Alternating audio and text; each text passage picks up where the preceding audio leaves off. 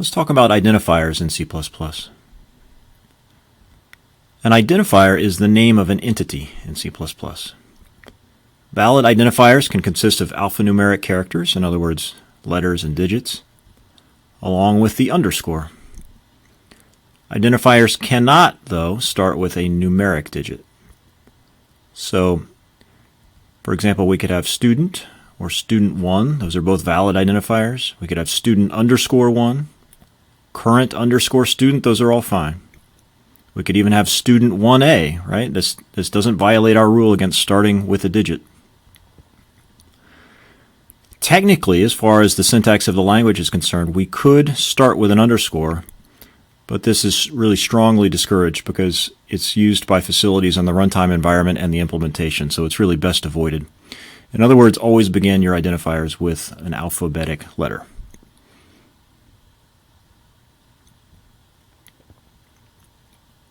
As we said, identifiers can't start with a numeric digit.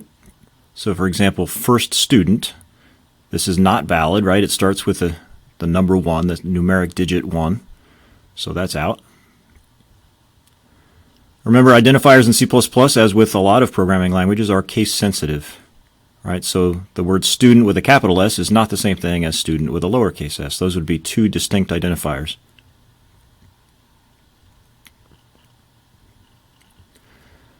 With regard to types of identifiers, we can think of them in a few different categories. One category is keywords.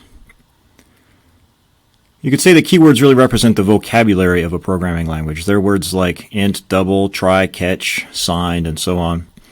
You can't use keywords as your own variable names, for example. Outside of keywords, there's another category of identifiers that we should recognize. Some people call these reserved words, others call them predefined identifiers. These are words that are not keywords. In other words, we could technically redefine them if we wanted to.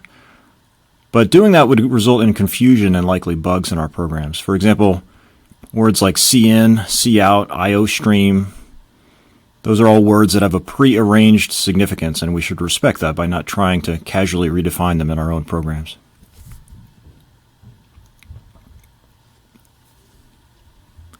Finally, we have user-defined identifiers. That's identifiers that we can make up to use as names for our own variables, functions, constants, and so on. These can be anything that's not a keyword or a reserved word as long as they follow the rules for valid identifiers that I mentioned before. Now, it's best to use a consistent naming style, both for your own sake as you read your code and so that others can easily see what's going on in your program. There are several different conventions here for choosing variable names. Some people prefer all lowercase.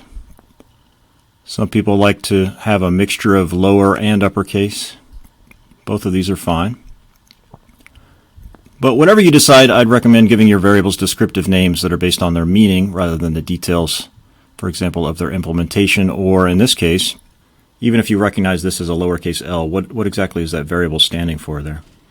It's better to give identifiers a name that describes their meaning. So for example, something like test scores or temp Fahrenheit, rather than just their implementation.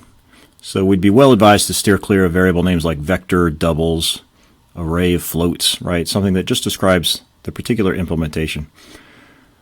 First of all, the first description is more meaningful and clearer in its purpose. And second, implementations change, right? You could decide that you want to store the test scores in a deck or a map or whatever, or you may want to change them to floats. I mean, who knows?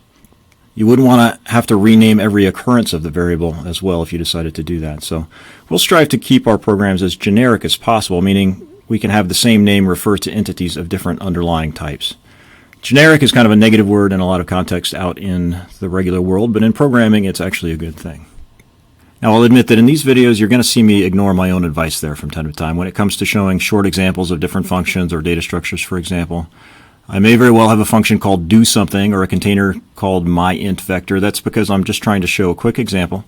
And in that instance, I'm not intending it to be a piece of a larger sort of real-world program. In your actual programs, try to choose more meaningful names. Okay, so that gives the basic rules for identifiers in C++, as well as some advice in terms of good programming practice in selecting your variable names.